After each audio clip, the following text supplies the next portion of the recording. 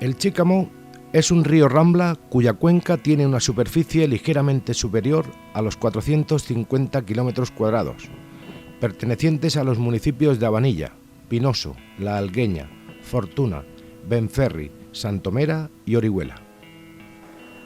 Su origen se forma en la confluencia de varias ramblas y ramblizos desde la Sierra del Reclot a Saliente del Rodriguillo, desde donde se comienza a ver cómo se convierte en rambla por donde circula la carretera hacia La Algueña. En el siglo XIV se sabe que le llamaban Chicano.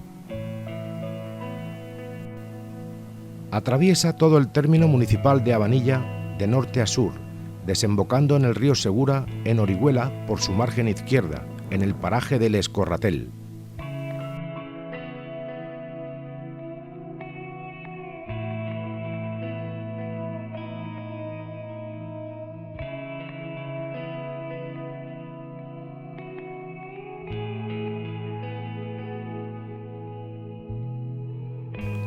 Aquí vemos cómo se conforma ya un cauce definido en la llamada Rambla de Cutillas, paralela a la Rambla de Vitia, en la que se encuentra esta magnífica casa que toma el nombre de esta rambla y que se unen en el cantón.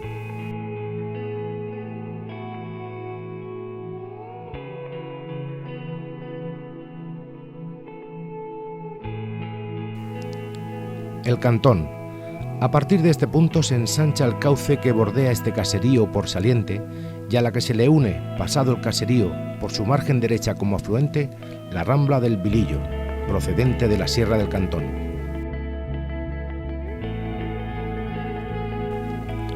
La Casa de Moñino. En este lugar forma su cauce una trinchera bastante considerable, capaz de recoger las aguas torrenciales de las sierras y montes que lo rodean, pertenecientes a Abanilla y sus colindantes de la Comunidad Valenciana. Nacimiento del Chícamo. Podemos observar en este punto cómo existe un afloramiento continuo de agua y que es donde podemos decir que nace el río Chícamo, que desde tiempo inmemorial y procedente del drenaje natural del llamado acuífero de Quivas, conforma un caudal de agua constante. Actualmente, su caudal medio oscila sobre 1,5 hectómetros cúbico anual. Lleva en su composición sales y carbonatos que le dan una alta conductividad eléctrica, por lo que entran dentro de la clasificación de aguas duras, no aptas para todo tipo de cultivos.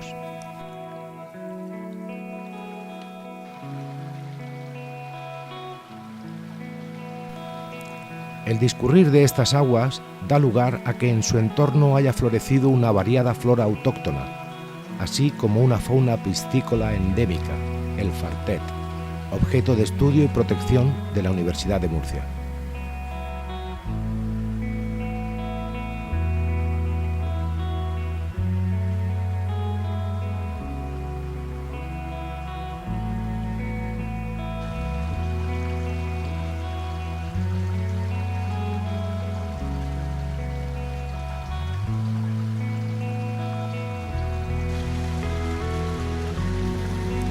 El azud del molino.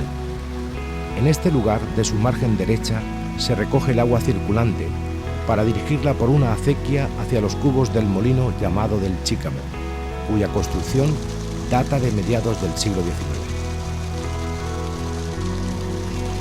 Es una obra sólida, de mampostería, con mortero de cal y arena, que ha perdurado hasta hoy.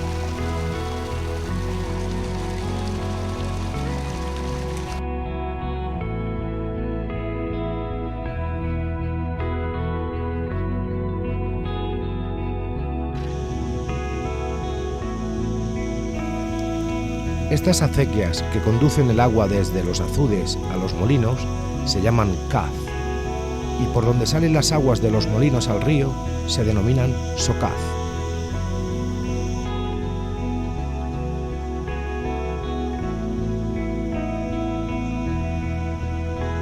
Podemos contemplar las imágenes de su estado ruinoso, tomadas en el verano de 1998, con motivo de la elaboración de un vídeo cultural titulado El agua, origen de todo asentamiento humano. Dejó de funcionar a finales de la década de 1960 y desde entonces ha sido objeto de un desaprensivo desmantelamiento incontrolado.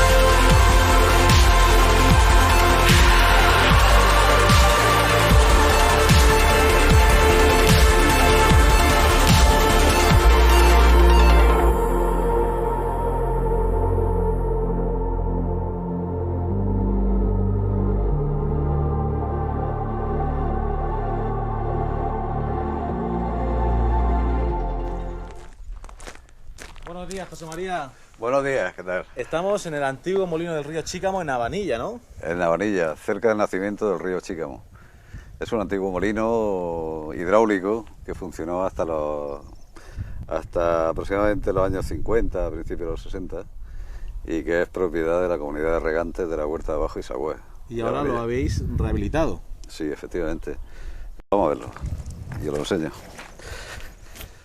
Para explicar cómo funciona el molino, es preciso tener en cuenta el río Chícamo, que es de donde el molino tomaba su agua.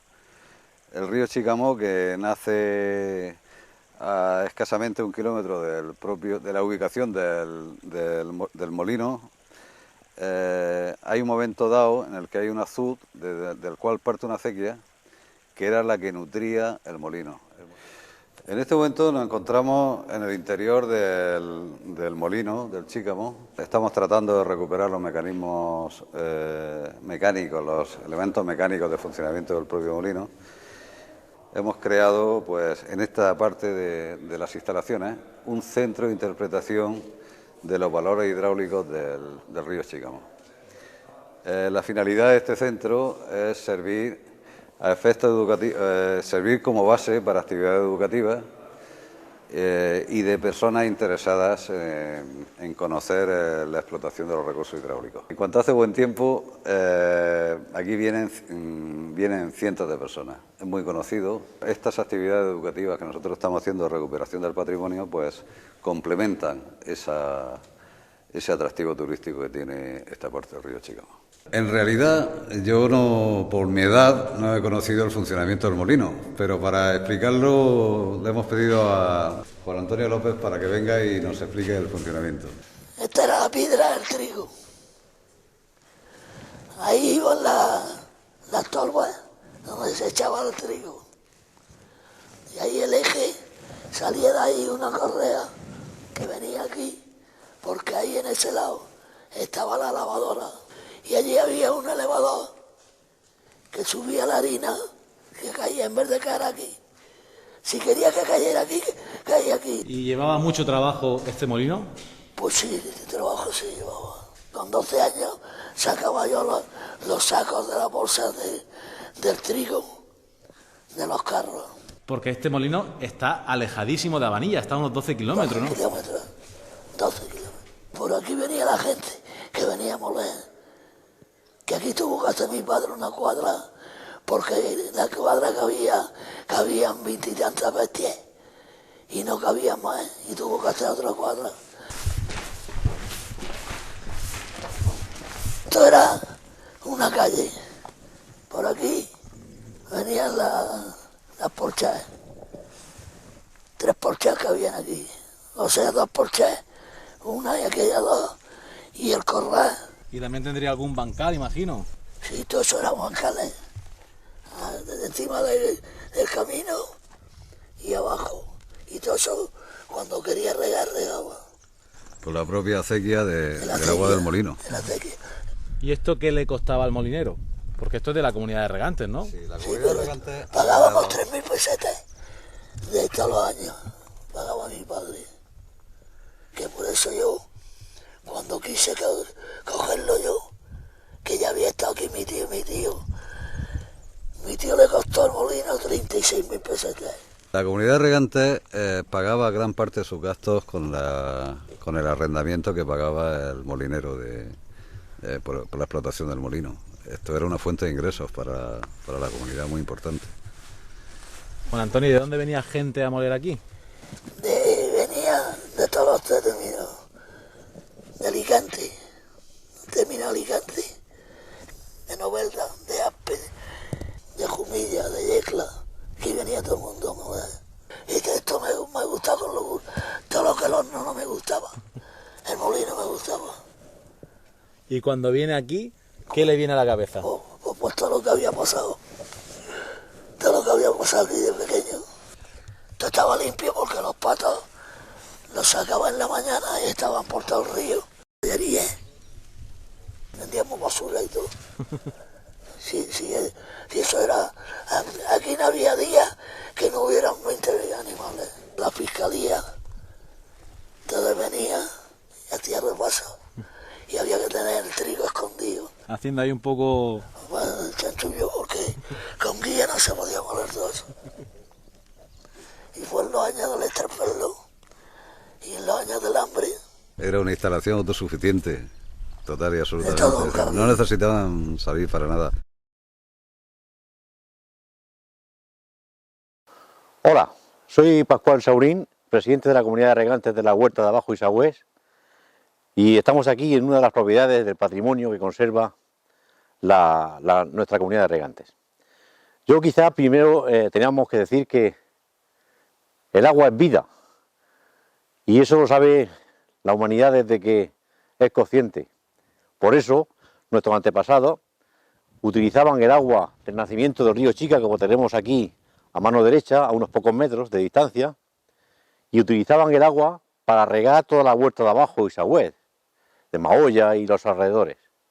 Pero dándole toda la utilidad posible a la misma, la utilizaban primero en una acequia que transcurre por ahí, desde el nacimiento, precisamente a los cubos, para hacer un molino hidráulico, que sin consumo de energía ninguna, eran capaces de transformar todo el cereal que tenían en las cosechas de los campos, de trigo, cebada, avena y todos los cereales, a través de un sistema hidráulico muy conocido en el siglo XIX y utilizaban para estos menesteres el agua. Además, una vez que ellos la utilizaban para hacer esa transformación del cereal en harina y pienso para los animales, la soltaban y camino río abajo se encontraba otro habitáculo donde se le llamaba la fábrica de la luz, para utilizar el agua como salto y producir energía eléctrica, que además alimentaba dos núcleos de población más arriba, el Cantón y Macipenda. Además de eso, el agua seguía hacia abajo y se utilizaba para regar como digo, en Mahoya, en la huerta de abajo y en Sagüés. Pero bueno, a lo que estamos es que esta situación estuvo vigente hasta los años 50 o 60, en el que se dejó de utilizar, y como todo lo que se deja de utilizar y se abandona, pues estaba prácticamente en ruinas. Nosotros allá en el año 2011 o 2012 que entramos en la Comunidad de Regantes para gestionarla, pensamos que lo ideal, además de gestionar el agua para riego, era que la comunidad recuperara todo su patrimonio, empezando naturalmente por el más importante, que es el molino, más los acueductos y la acequia mayor que transcurre más abajo, que de eso ya hablaremos en otro momento. Pero en fin, el molino era lo que más nos preocupaba, de modo que contactamos con un arquitecto que ya nos dijeron que había hecho alguna restauración de molinos en otro sitio, y Pepe Montoro, de modo que contactamos con él para que nos hiciera un esbozo, una memoria, un proyecto finalmente de restauración del molino, de nuestras instalaciones del molino, donde aquí había la casa del molinero, que en su momento era su habitáculo, el propio molino y corrales y bancales donde él cuidaba su agricultura y sus medios de vida. En fin, así que hicimos no uno sino dos proyectos, uno el propio molino y otro la casa del molinero, hoy albergue con una especie de habitáculo de cantina y demás. Cuando nosotros cogimos esto en ruinas, nosotros intentamos y obtuvimos una financiación a través de fondos europeos, los fondos LEADER, y en un primer momento, a pesar de que lo hicimos con esmero, con dedicación y con mucha ilusión y esperanza, no nos dieron ningún proyecto. Pero nuestra insistencia y nuestra persistencia y traqueando puertas de aquí y de allá, logró que finalmente nos concedieran no uno sino dos a través de los repitajos o de las sobras de otros proyectos y de los sobrantes que habían tenido en otros proyectos al final del quinquenio, en el quinquenio que nos cogió a nosotros. Así que muy alegremente elegimos estos dos proyectos con prioridad sobre cualquier otro de los que habíamos presentado. Bien, pues uno de los dos proyectos que os digo que nos concedieron es precisamente el de la casa del molinero, que estaba absolutamente en ruinas y que aquí tenéis ahora tal como ha quedado la casa del molinero. He de deciros que además hubo entusiasmo y colaboración de mucha gente del pueblo, no solo comuneros, sino mucha gente del pueblo de Abanilla, porque decidimos, creo que con acierto, que toda la restauración del molino debería hacerse con todos los oficios y la gente trabajadora del pueblo. Aquí el único aportación extranjera o foránea es la del arquitecto, y porque contactamos con él habida cuenta de que tenía experiencia precisamente en haber restaurado otro tipo de molinos en la región. Así que tenemos también la ilusión de decir que aquí ha participado toda la gente del pueblo, o mucha gente del pueblo, aportando su grano de arena, uno poniendo la fontanería, otro poniendo la carpintería, otro poniendo las piedras, otro poniendo un camión, otro poniendo lo que tenía, cada uno lo que tenía. No sin dificultades, porque la financiación que digo que fue aportada por los fondos LEADER tuvo dificultades, porque por su peculiar procedimiento necesita tener pagado la obra antes de que te den el dinero. Por lo tanto, aquí la gente trabajó casi sin cobrar mucho tiempo, o al cabo del tiempo, de forma gratuita, y ese esfuerzo colectivo además es lo que ensalza más la ejecución de la obra, porque es un esfuerzo de muchos para conseguir lo que estáis viendo, la Casa del Molino restaurada, y espero que con mucha vida y ánimo durante tiempo. Aquí abajo tenemos lo que es el molino estrictamente, es decir, donde los cubos de agua de la acequia que discurre desde nacimiento baja a presión y hace moler por un eje las piedras que hacen que muela el cereal. Justamente aquí por este lado lo hemos distinguido en dos colores, azul y amarillo o albero. Entonces, en esta parte azul es donde está estrictamente el molino, donde llega la piedra, el agua, para hacer mover los ejes y moler el cereal. Bueno, aquí tenéis la salida del agua del molino. Una vez, como os decía antes, el agua era utilizada en todas sus posibilidades, en todas sus utilidades. La gente era completamente aprovechada de las utilidades que le daba el agua. Así que, una vez que había hecho su misión de mover el eje para hacer la molienda de los cereales, por aquí se dejaba escapar y volvía al río. Un poco más abajo hay un salto de agua, procuraron un salto de agua que movía unas turbinas y producía energía eléctrica. Bien, pues esta zona es ahora nuestro siguiente proyecto, porque lo que queremos es dotar de servicios y suministros al molino mediante energía eléctrica y agua potable, que permita su utilización por la gente, porque hoy sin agua y sin luz no se podría hacer nada. Las obras, como habéis visto, están dotadas de habitaciones, de cuartos de baño, de tal, así que eso hay que dotarlo de suministros, y estamos precisamente en ello. Pero es que además, en la zona anterior al molino, que también son unas propiedades de la comunidad de regantes, queremos hacer un parque disuasorio para que los coches no penetren a la zona del río y destrocen la fauna y la flora del río, ni tampoco perjudiquen las obras tal como se han quedado, y además poner una especie de jardines y recuperar lo que en su momento fue la zona agrícola o de agricultura del molinero, que utilizaba para poder tener sus hortalizas de verano y sus frutos y tal, que le permitían pues alimentar a los animales que tenía y a ellos mismos. Y eso queremos recuperarlo, y eso cara al río, tal como está ahora limpio, y mantenerlo, pues va a dar esto un paisaje ya más bonito, si cabe, de lo que ya es en sí mismo por su naturaleza. Y eso es lo que queremos hacer a partir de ahora.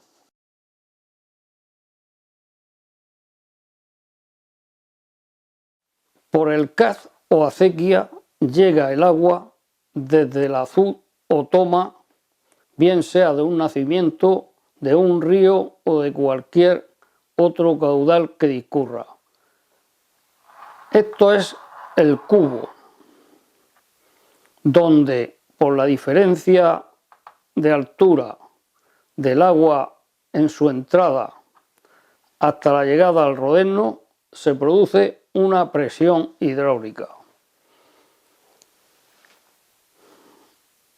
Dicha agua, al salir por este saetín, que se regula por medio de una compuerta llamada cerraja, incide sobre las paletas del rodeno y le hace girar. Este rodeno está unido a este árbol, normalmente puede ser de madera, de hierro o de bronce, que se apoya en este punto sobre un dado o cojinete, normalmente de bronce. Todo esto está soportado sobre este puente, que puede ser de madera de roble, que es muy resistente al agua, o de cualquier otro tipo de madera, de hierro o de bronce. Sobre este árbol, o de este árbol, sale este buje. Normalmente suele ser también de hierro o de bronce, que sirve de apoyo y hace girar a la piedra volandera. Esta es la piedra fija o solera. Esto es la tolva, que aquí está compuesta, lo divide en 3 tramos: la tramoya, el burro, que es el sistema donde se apoya, y la canaleta. Esta canaleta es la que dirige el grano a que caiga por esta abertura a la piedra volandera, que es la que lo coge y lo tritura, despidiéndolo aquí, en este punto llamado piquera, que es por donde ya sale triturado, es decir, molino, a este harinero o arnero, como aquí le llaman. Esto es un sistema de grúa llamado cabria, que girando se sitúa encima de esto, de la piedra volandera, y sirve a través de estos enganches que lleva la piedra aquí, 2 agujeros diametralmente opuestos, para a través de este tornillo elevarlo y sacar la piedra para las necesarias labores de limpieza de todo el sistema o de picado de dichas piedras. Aquí nos señala un cernedor que sirve, son una especie de garbillos que sirven para echar el producto triturado, en el caso del trigo, la harina, y separarle las partes brutas como puede ser el salvado. A todo este conjunto a toda esta oquedad donde está instalado el rodete y el árbol se le llama cárcavo, y por donde sale el agua después de mover el rodeno se le llama socaz. Para poner en marcha el molino se procede de la siguiente manera. A través de este elevador, que suele ser un eje de hierro o de bronce, con este volante o tuerca, se eleva este sistema y la piedra volandera queda separada de la piedra solera. Seguidamente se acciona este sistema de cerraja, que no es ni más ni menos que un tablacho que sube o baja para dar más o menos salida de agua que incide sobre las paletas del rodeno. El molinero lo abre lentamente hasta que todo el sistema empieza a girar, y ya por la experiencia lo deja a una velocidad determinada. Seguidamente abre aquí otra compuerta que va en la canaleta para que el grano que hay almacenado en la tolva discurra por aquí, entre por aquí y sea cogido por la piedra volandera, triturado, y por centrifugado lo saca hacia aquí. para ser depositado en el harinero o arnero, como aquí le llaman. Esto es lo que se llama el guardapolvo, que es una funda normalmente de madera que se le pone a toda la rueda en forma de tambor para evitar que salga el polvo de la harina durante la molienda. Según accione el molinero, este volante hará subir o bajar más esta distancia entre la piedra volandera y la piedra solera, que es precisamente para darle mayor o menor finura a la molienda de que se trate.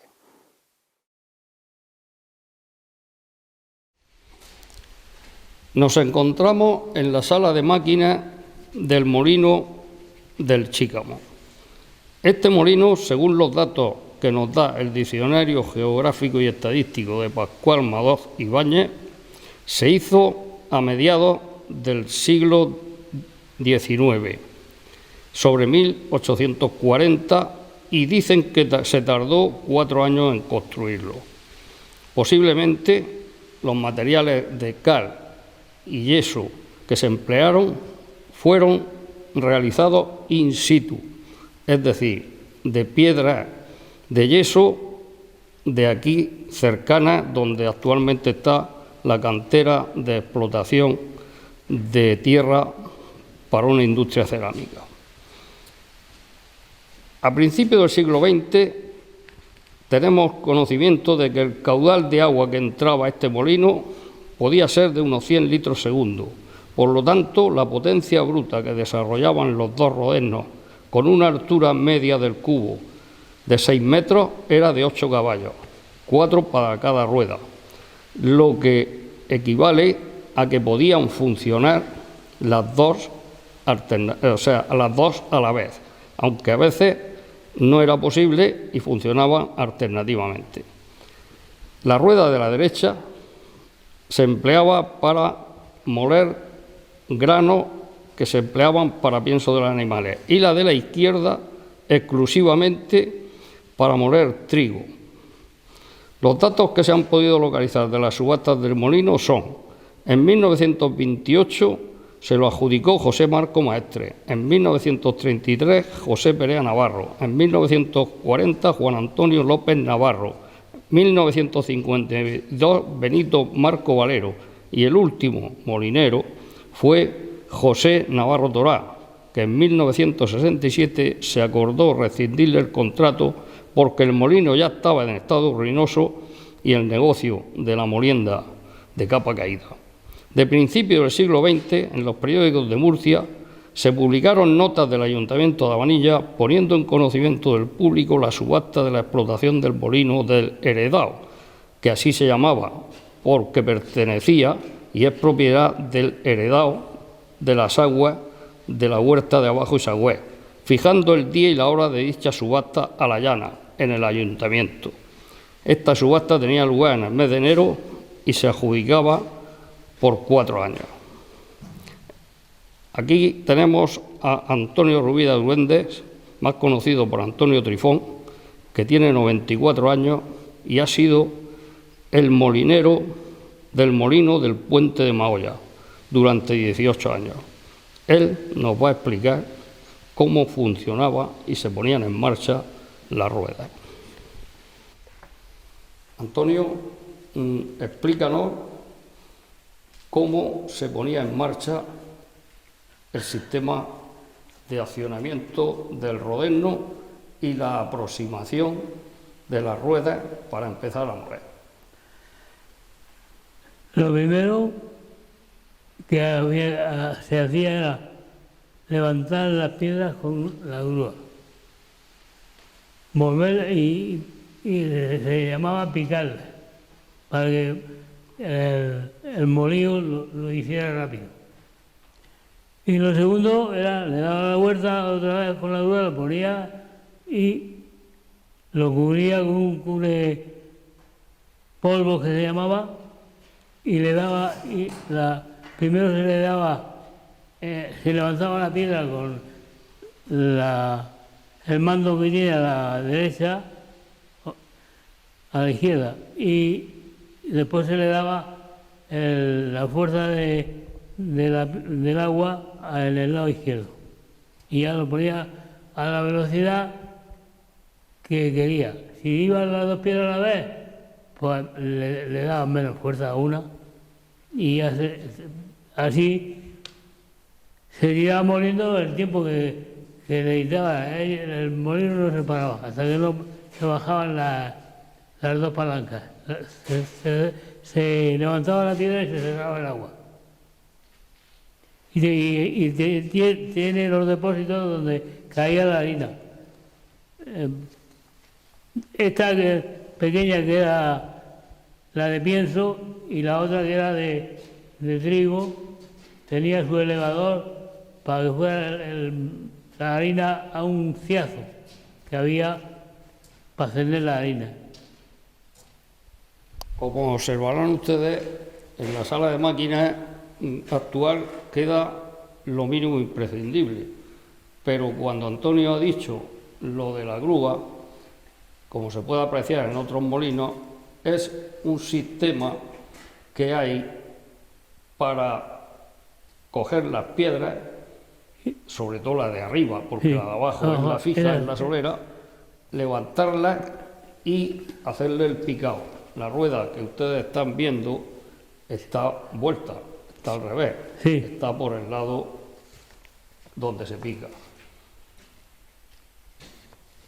Las palancas, como ha dicho Antonio, es la de la derecha de la imagen, que era para aproximar la piedra y graduar el grado de molienda que se quería dar, porque todo esto, como ya se ha visto en imágenes anteriores grabadas, lleva un soporte que así lo permite en el eje. Y la de la izquierda, la que está al lado de donde está sentado Antonio, que la palanca era un tablacho que se movía, era el que regulaba la entrada de agua a la turbina. Entonces se le iba dando poco a poco paso del agua, la rueda se ponía en marcha y, como él bien ha dicho, se graduaba la velocidad sin que llegara a embalarse, que esa velocidad ahora se podría medir con aparatos incluso electrónicos a tantas vueltas por minuto,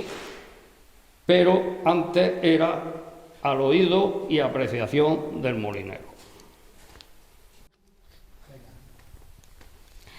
Benito, explíquenos cuando venía en la Fiscalía de Tasas y alguien daba el chivatazo o el aviso de que venía, ¿qué se hacía con todo el material que había además en el molino?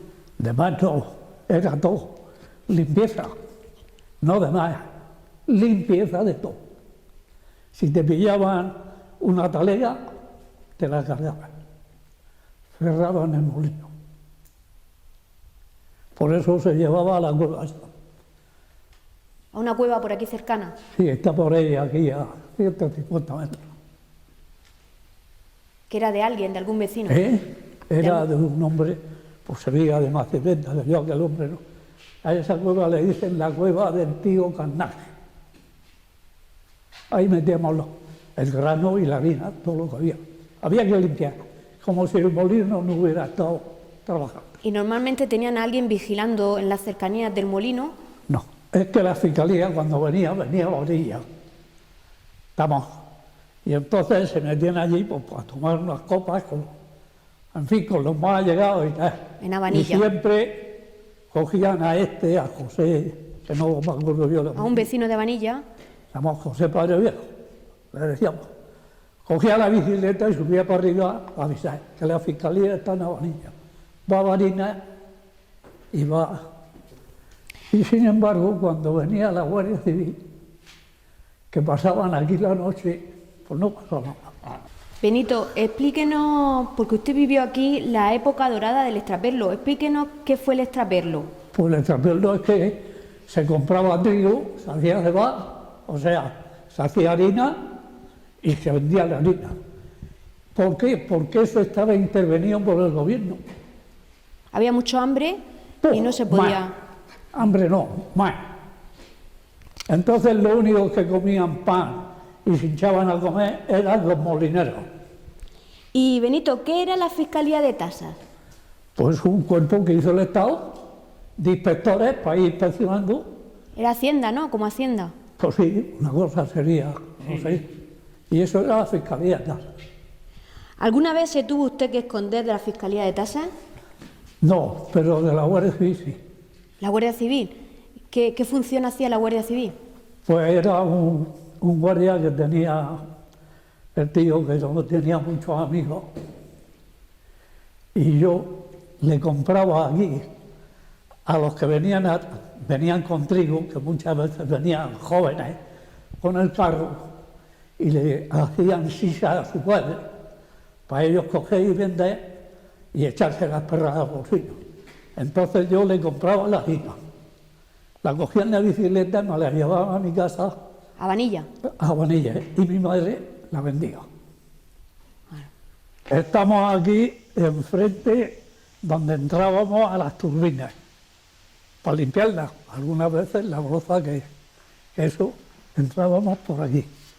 Aquí está la turbina del trigo y ahí enfrente estaba la turbina que movía la piedra de la cebada y movía la lavadora.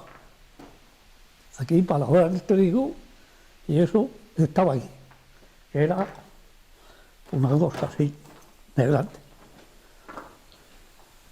Aquí había, la lavadora llevaba un sinfín aquí, que sacaba el grano ya limpio, lo echaba ahí en unas cofas, y de allí las cofas iban al secadero.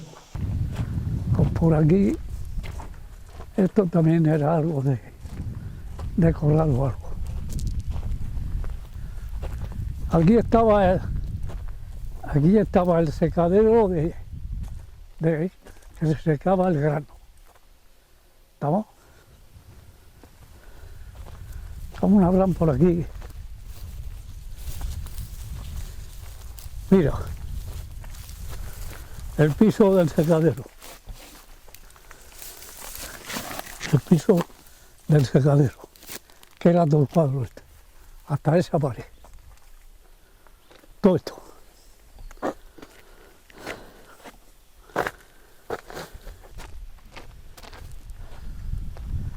Por aquí estaban las cuadras.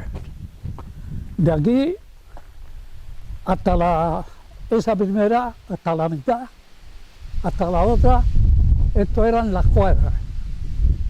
Y ya de ahí la casa del molinero.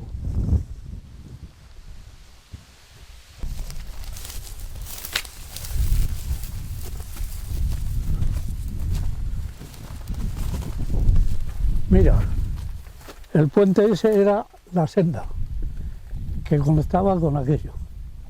Y esto era del molino, no de la finca de arriba. Esto era del molino. Todo esto hasta donde hemos tomado la curva era el molino, que aquí había viña y higueras.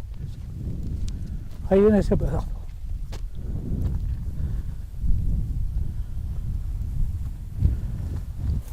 Y aquí venía gente a lavar. La acequia bajaba siempre llena.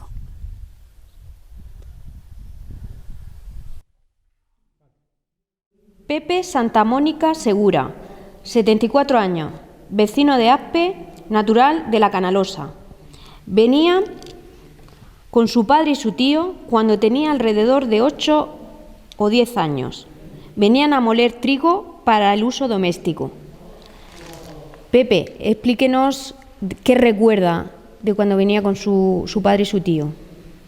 Pues recuerdo lo poco que recuerdo, porque la verdad es que no es que pueda aportar mucho, pero los recuerdos que yo tengo es que salíamos con trigo, con mucho miedo que tenían para que la Guardia Civil o lo que sea no les cogiese, y recuerdo que veníamos desde La Canalosa, cruzábamos por el Collao, Barbarroja, y llegábamos aquí, y una de las cosas que yo más recuerdo es que mi padre iban los dos, mi tío con el carro y con la carga, con el trigo y todo eso, y mi padre casi siempre venía adelante con una bicicleta, por si él veía peligro de que lo podían coger la Guardia Civil o lo que entonces, vamos, la Fiscalía, lo que fuese. Él se volvía por otro sitio y avisaba a mi tío para que no continuara y regresara para que no le confiscaran la mercancía, el trigo que llevaba. Y eso es lo que más recuerdo. Luego, ya la mayoría de veces, yo no recuerdo ninguna vez que encontrásemos a la Guardia Civil. Pero luego ya los recuerdos que tengo es de estar aquí, venir de noche, porque, o sea, recuerdo de haber dormido incluso en un saco de paja, porque yo era un crío entonces, y recuerdo de haber dormido aquí de la noche y luego, pues eso, recuerdos de crío, que a mí me gustaba ver mucho el agua como corría, porque claro, en la Canalosa éramos de secano completamente, y aquí ver el agua, que para mí era una cosa muy grande, porque de chiquillo las cosas, a pesar de que son normales, pero parecen mayores, parecen más grandes. Entonces, recuerdo de eso, de ver patos que habían ahí a la salida del agua de las turbinas, y eso, prácticamente eso.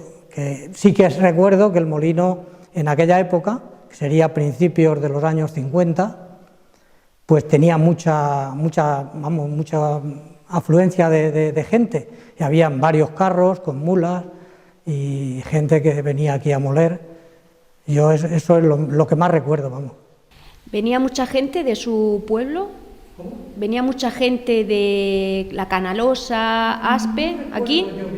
Sé que había gente, supongo que habría alguien más, pero yo recuerdo que jugaba con críos que venían también, que no los conocía. Lo mismo eran del Rebalso, o eran de Marcirvenda, o eran de otro sitio, pero sí que había mucho movimiento de gente y algunos críos a veces habían. Pero no recuerdo yo de la Canalosa venir personas que yo conocía en aquella época. A pesar de que, ya te digo, la Canalosa es pequeña y a lo mejor sí que venían, pero no coincidíamos con el mismo día, porque ahí también normalmente recuerdo que tenían turnos, es decir, que decían, ven pasado mañana o ven... Pienso yo que les dirían eso, ¿no?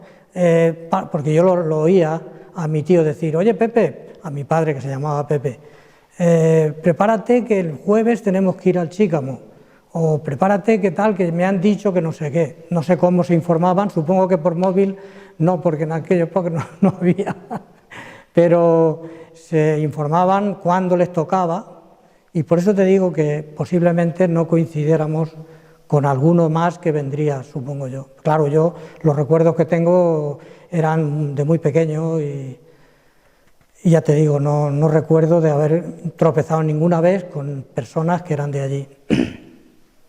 Luego también más tarde, ya un poco más mayor, también iban a moler mis padres al Rebalso, había un molino que pusieron de luz eléctrica y también ya iban allí. Pero vamos, lo que estamos centrados es en esto de aquí y los recuerdos que yo tengo prácticamente son esos. Bueno, hay una anécdota que a raíz de lo que acaba de decir quiero yo referir, y es que en esta época de la Fiscalía de Tasas había un molino en el centro de Aspe que se movía con el agua de la fuente que ya está seca. Y ahí hubo un incidente, porque como el molino era de fácil acceso, pues siempre estaba allí la Fiscalía de Tasas inspeccionando, hasta que el molinero se lió a garrotazos con la Fiscalía de Tasas. Por lo tanto, el consiguiente expediente, cerraron el molino, a él le pusieron una multa, casi lo encarcelan. ¿Y qué pasó? Pues que según referencia, la gente de Aspe venía a moler a este molino, que le pillaba más cerca que irse a Crevillente, que allí habían 5 molinos, pero claro, tenían que atravesar la sierra. Y aquí, como bien acaba de decir,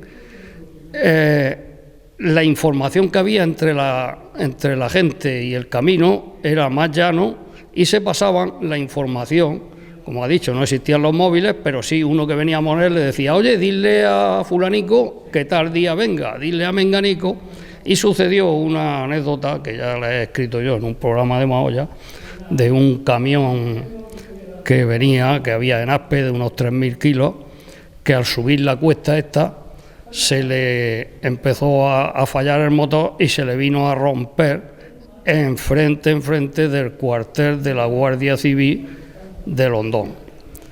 Y intentando arrancarlo, pues el guardia de puertas, claro, como era a altas horas de la madrugada, se despertó y salió y le dijo, ¿qué le pasa a usted? Y este hombre se le encendió la luz y dijo, pues mire, que me ha dicho mi jefe que le deje aquí una taleguica.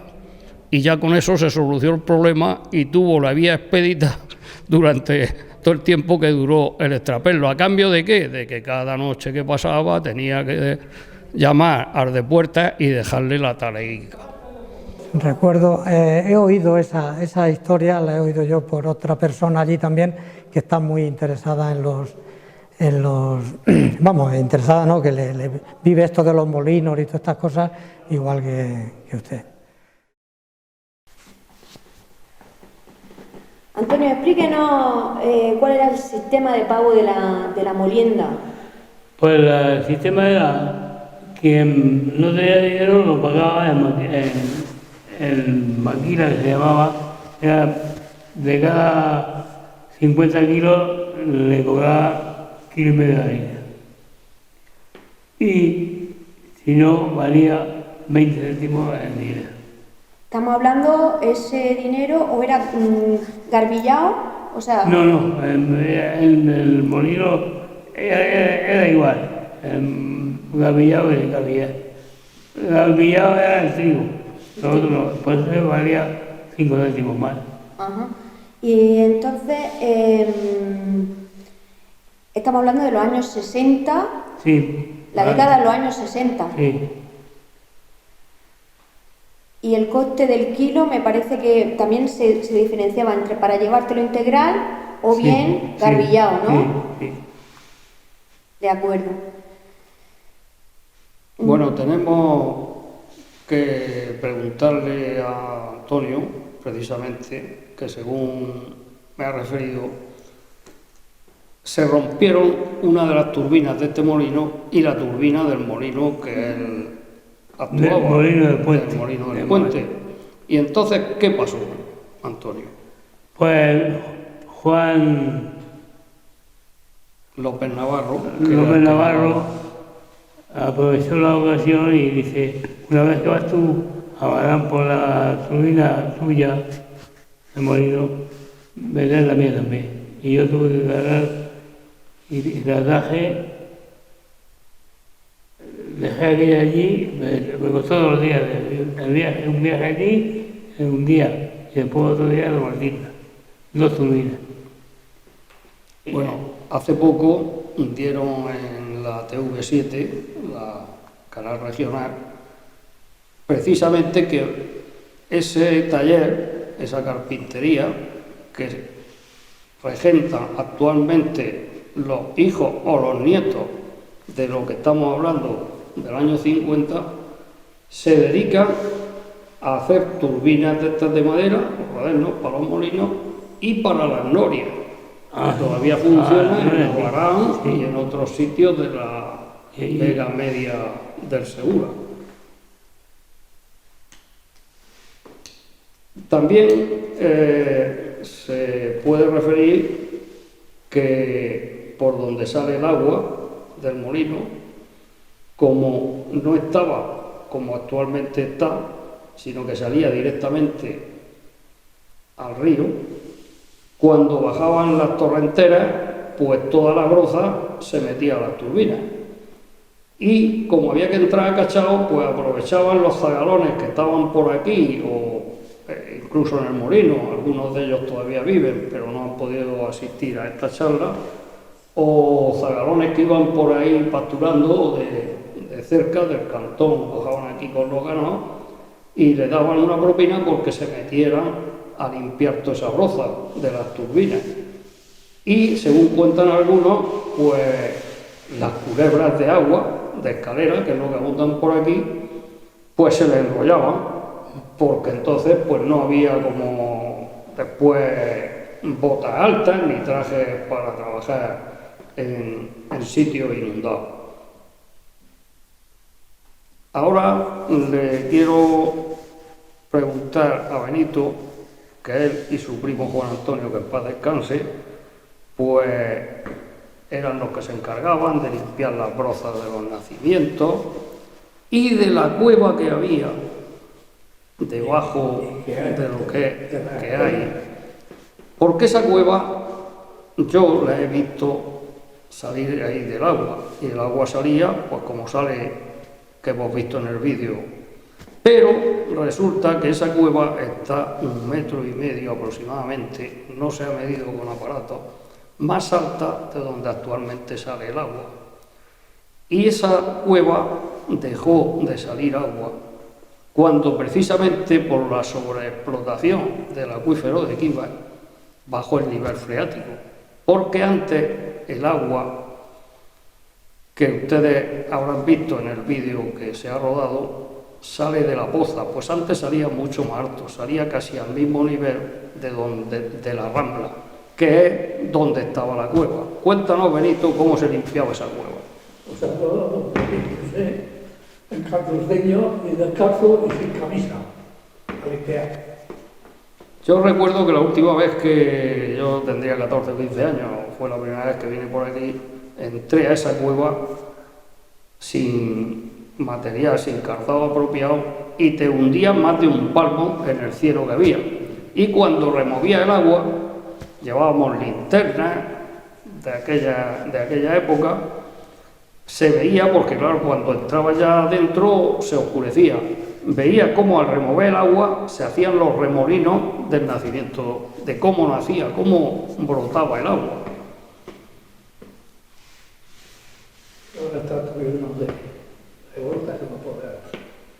También, claro, supongo que a esa cueva, igual que se inundaban aquí los rodetes de broza, cuando el río bajaba, que bajaba ahora vivo, también habría que ir a limpiar todo lo que en esa cueva se metería, de cañas, palos, brozas y demás. En esa cueva es que limpiaba la gente también, porque había gente que metía dulces de esparto ahí, y entonces hacían un pantano ahí, y nosotros subíamos con el carro, echábamos el esparto al carro y para abajo, porque es que había que parar la tierra, no bajaba agua.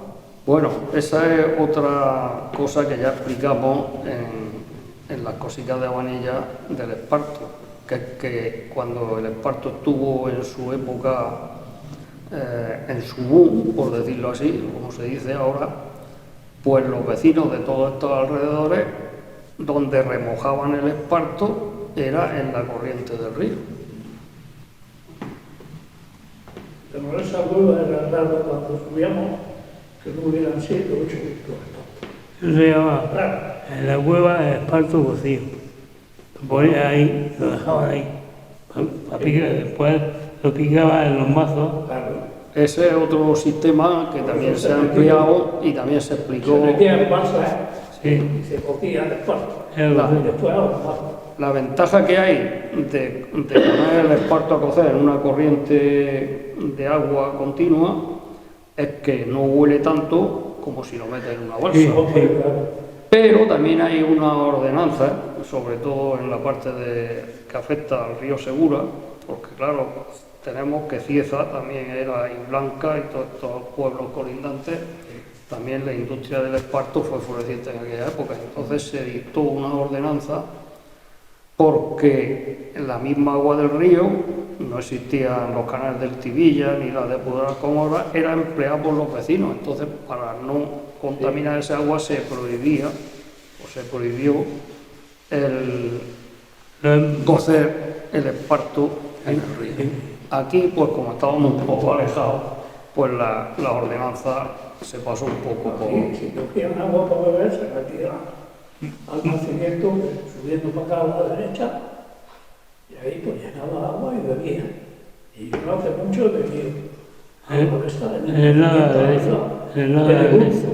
en el último que hay arriba. El pozo de la derecha. Estamos Muy bien, entonces lo que vemos es que los usos del río no eran solamente para mover la rueda hidráulica, sino Sí. para muchas otras cosas. Bueno, pues como decía Pepe Santa Mónica, se tenían que venir hasta aquí porque no tenían agua, venían de la playa de Secano, que era la Canalosa, se venían hasta aquí. ¿Usted llegó a ver alguna vez algún pez aquí o solamente veía ranas y patos?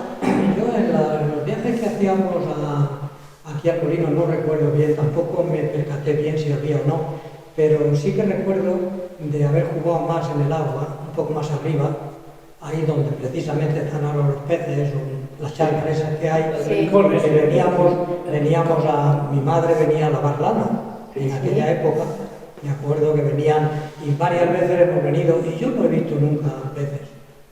Las ranas, como te he dicho, sí que había alguna vez, pero peces no he visto.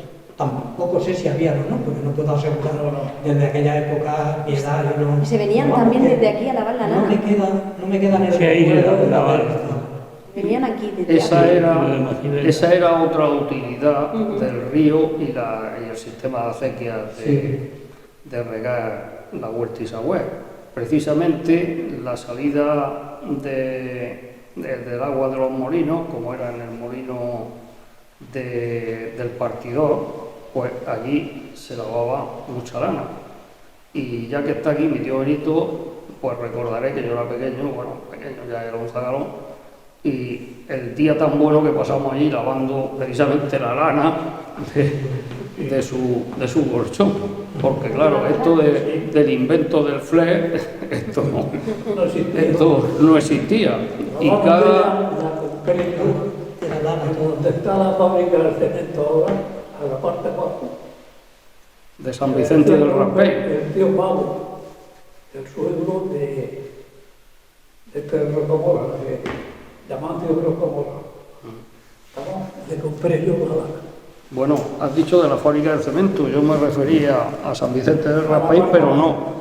Te refieres ahí de Cuyarbe, el molino. La fábrica está a la izquierda y la cueva donde él vivía está en el norte. El tío Pavo, que por cierto también hay aquí he oído referir que el tío Pavo montó un molino a la salida de la fábrica de la luz, que era un molino de rampa, es decir, un molino muy pequeño, y allí también molía en los tiempos del extrapelo. El tío Pavo esto lo hizo en Lombría.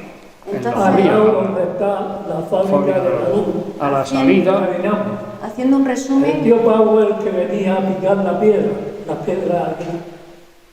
muy bien, otro dato que sabemos, que el picador de las piedras era el tío Pavo. El tío ¿y qué Pavo. ocurría cada vez que se rompía una piedra de un molino de estos que trabajaba tanto? ¿Quién venía a arreglarla?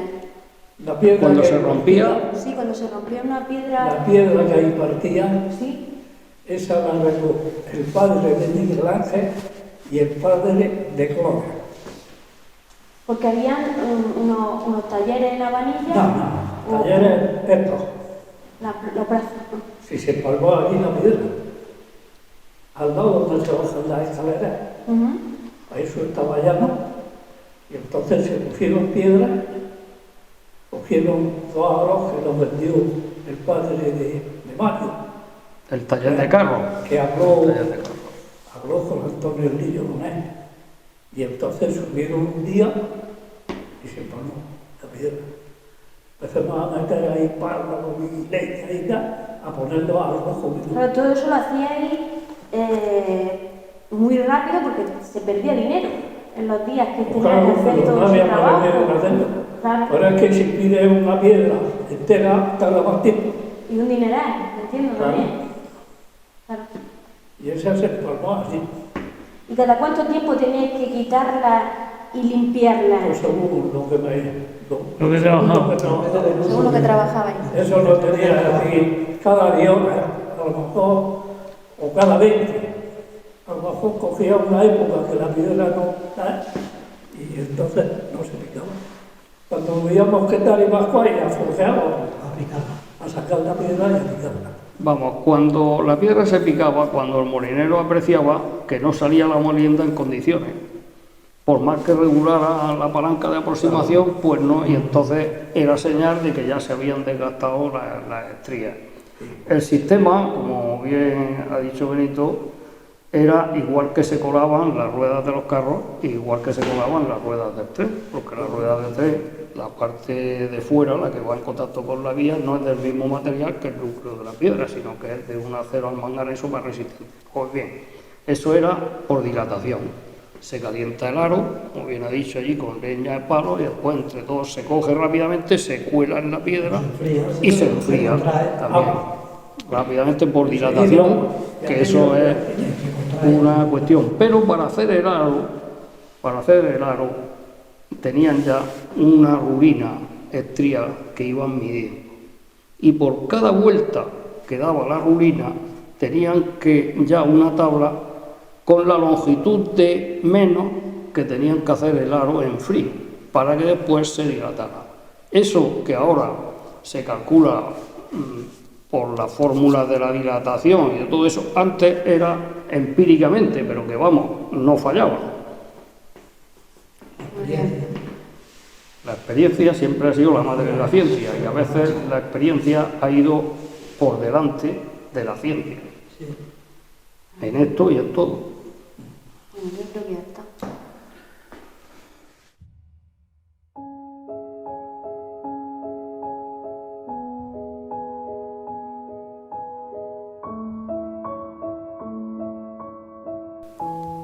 Fábrica de la Luz. Esta estación generadora de corriente eléctrica se instaló en el año 1934, suministrando de energía eléctrica a los caseríos de La Umbría, El Tollé, Macisbenda, El Cantón y Barbarroja. Dejó de funcionar en la década de 1970.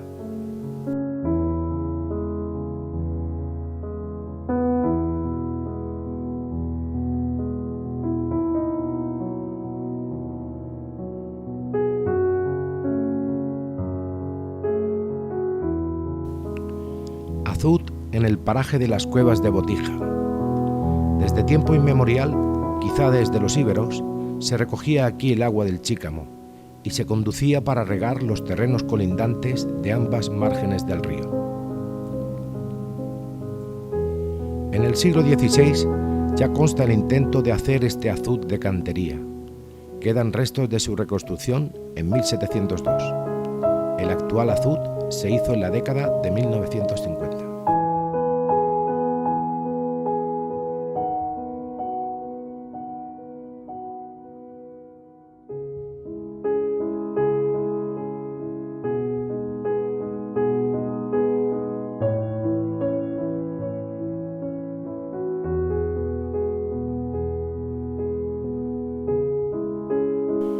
El partidor. En este lugar se dividen las aguas en la proporción de 4/5 partes del caudal para regar la huerta de abajo y olivar, y de 1/5 parte para Sagüés, donde se ha datado la existencia de una villa romana del siglo I al IV después de Cristo.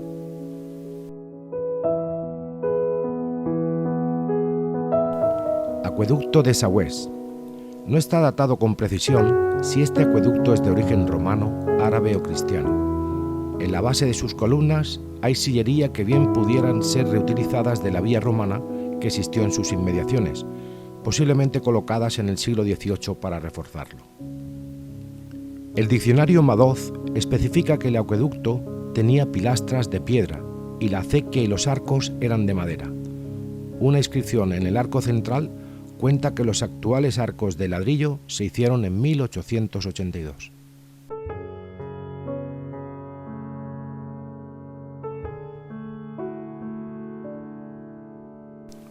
Molino del Partidor o de Camarrano. Su origen pudiera proceder del siglo XVI, aunque desde el siglo XVIII consta como de Camarrano. Tiene un solo cubo y 2 sistemas de piedras que funcionaban alternativamente. En su interior hay medio arco de sillería y una columna, posiblemente obtenida de la villa romana del Sagüés. Dejó de funcionar en la década de 1970.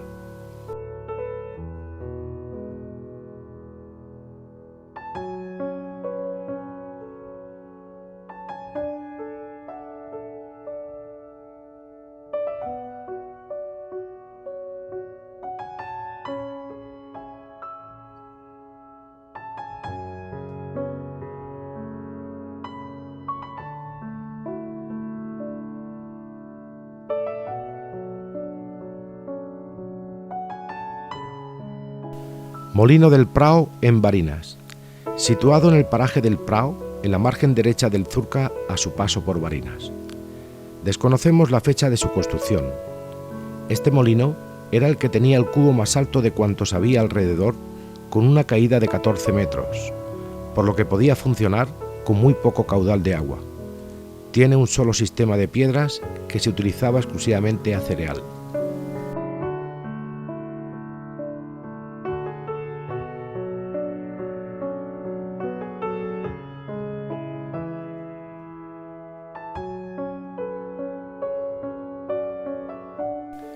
Molino del Arco de Ricabacica. Lo que queda del Molino del Arco, que data del siglo XVI, es el Sorcaz. Lo destruyó una riada torrencial posiblemente en el siglo XIX. No se reconstruyó hasta que en 1932 se hizo otro, el actual, en sus inmediaciones. Hasta el momento, aunque tiene ciertas partes que no funcionan, es el único que podría estar operativo en la actualidad.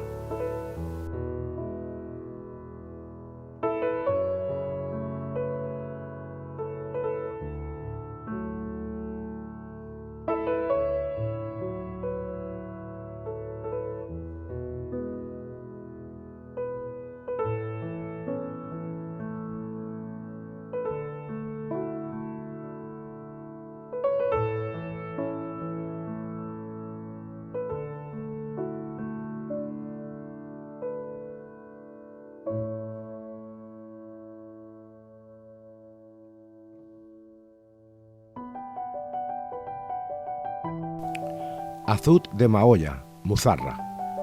Se construyó por particulares a finales del siglo XVIII para recoger las aguas de escorrentías del Zurca y Rambla de Mascosa y de Valonga, para regar la margen izquierda de Santana, el Paúl, Mafraque y el Charco. Unas fuertes riadas destruyeron parte de sus infraestructuras, acequias, acueductos y túneles, y ya no se volvieron a reconstruir.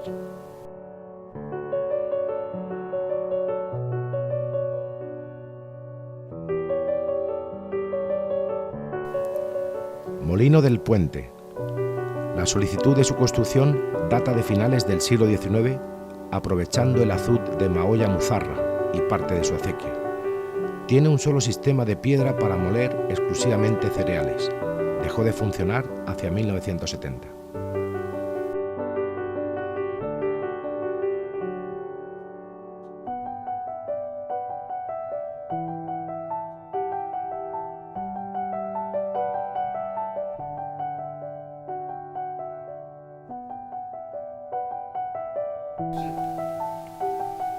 Molino de Santa Ana. Este molino aprovechaba las aguas salientes del Molino de Puente. Data su construcción de principio del siglo XX y tenía dos sistemas de piedras que funcionaban alternativamente, uno para moler cereales y el otro para moler yeso y cal. Dejó de funcionar a finales de la década de 1960.